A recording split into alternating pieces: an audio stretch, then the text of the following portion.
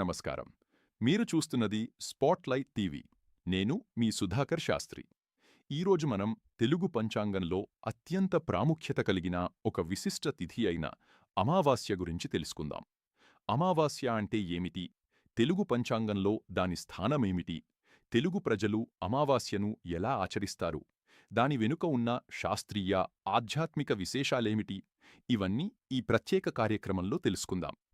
అమావాస్య అంటే ఏమిటి? ప్రతి నెలలో ఒకరోజు చంద్రుడు పూర్తిగా కనిపించకుండా పోతాడు. ఆ రోజునే అమావాస్య అని పిలుస్తారు. ఖగోళ శాస్త్రం ప్రకారం చంద్రుడు భూమి మరియు సూర్యుని మధ్యకు వచ్చినప్పుడు చంద్రుని వెలుతురు భాగం భూమి వైపు ఉండదు. అందువల్ల మనకు చంద్రుడు కనిపించడు. అందుకే అమావాస్యను చంద్రుడు కనిపించని తిథిగా పేర్కొంటారు. తెలుగు పంచాంగంలో అమావాస్య స్థానం.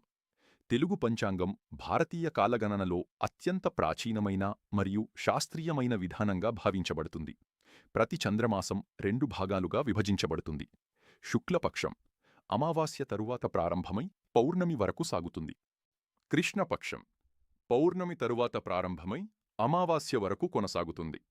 కృష్ణపక్షంలోని చివరి తిథినే అమావాస్యగా పరిగణిస్తారు. అందువల్ల తెలుగు పంచాంగంలో అమావాస్యకు ప్రత్యేకమైన స్థానం ఉంది. అమావాస్య ప్రాముఖ్యత.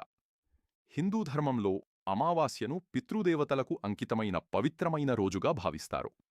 మన పూర్వీకులను స్మరించుకోవడం, వారికి తర్పణాలు సమర్పించడం, వారి ఆశీస్సులు పొందడం ఈ రోజు ముఖ్య ఉద్దేశ్యంగా చెప్పబడింది.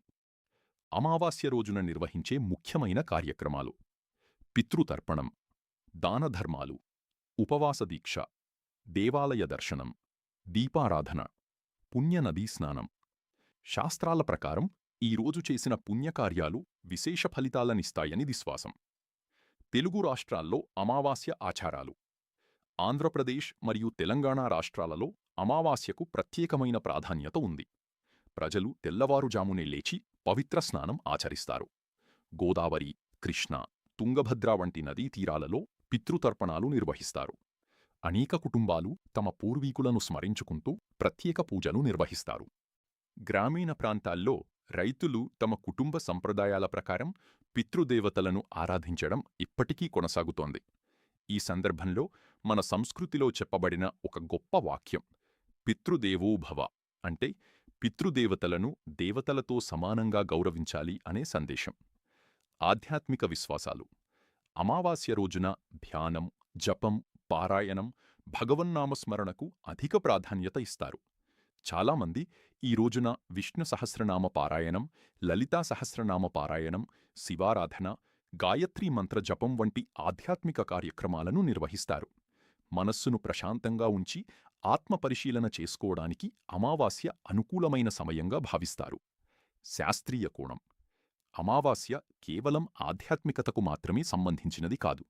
ఇది ఖగోళశాస్త్రపరంగా కూడా ఒక ముఖ్యమైన సంఘటన.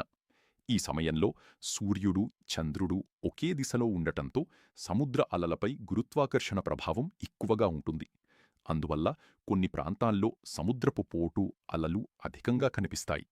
చంద్రుని దశల అధ్యయనంలో అమావాస్య ఒక ముఖ్యమైన ఖగోళ ఘట్టంగా పరిగణించబడుతుంది. అమావాస్యపై అపోహలు, నిజాలు. అమావాస్య గురించి సమాజంలో అనేక అపోహలు ప్రచారంలో ఉన్నాయి. కొంతమంది అమావాస్యను పూర్తిగా అశుభమైన రోజుగా భావిస్తారు. అయితే ధార్మిక గ్రంథాలు మరియు సాంప్రదాయాలను పరిశీలిస్తే అమావాస్య ప్రధానంగా పితృస్మరణకు, ఆధ్యాత్మిక సాధనకు, దానధర్మాలకు, ఆత్మపరిశీలనకు అత్యంత పవిత్రమైన రోజుగా పేర్కొనబడింది. అందువల్ల అపోహల కంటే దాని అసలు ఆధ్యాత్మిక, సాంస్కృతిక విలువలను అర్థం చేసుకోవటం ముఖ్యమని పండితులు సూచిస్తారు.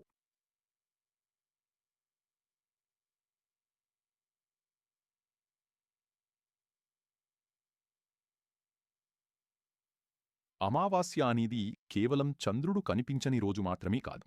ఇది మన సంస్కృతి, సంప్రదాయం, పూర్వీకుల పట్ల గౌరవం, ఆధ్యాత్మిక చింతన మరియు కుటుంబ విలువలకు ప్రతీక. తెలుగు పంచాంగం మనకు అందించిన ఈ గొప్ప వారసత్వాన్ని తెలుసుకోవటం, ఆచరించటం మరియు భావితరాలకు అందించటం మన బాధ్యత. అమావాస్య యొక్క అసలైన ప్రాముఖ్యతను అర్థం చేసుకుని మన సంప్రదాయాలను గౌరవిద్దాం. మన సంస్కృతి, మన గౌరవం. స్పాట్లైట్ టీవీ ప్రేక్షకులందరికీ శుభప్రాప్తిరస్తు. ప్రతిరోజూ పంచాంగం, నిత్య రాశిఫలాలు, ఆధ్యాత్మిక విశేషాలు మరియు తాజా వార్తల కోసం స్పాట్లైట్ టీవీను సబ్స్క్రైబ్ చేయండి. బెల్ ఐకాన్ను నొక్కి మా తాజా అప్డేట్స్ను వెంటనే పొందండి. మరిన్ని ఆసక్తికరమైన కార్యక్రమాలతో మళ్ళీ మీ ముందుకొస్తాం. నేను మీ సుధాకర్ శాస్త్రి. నమస్కారం.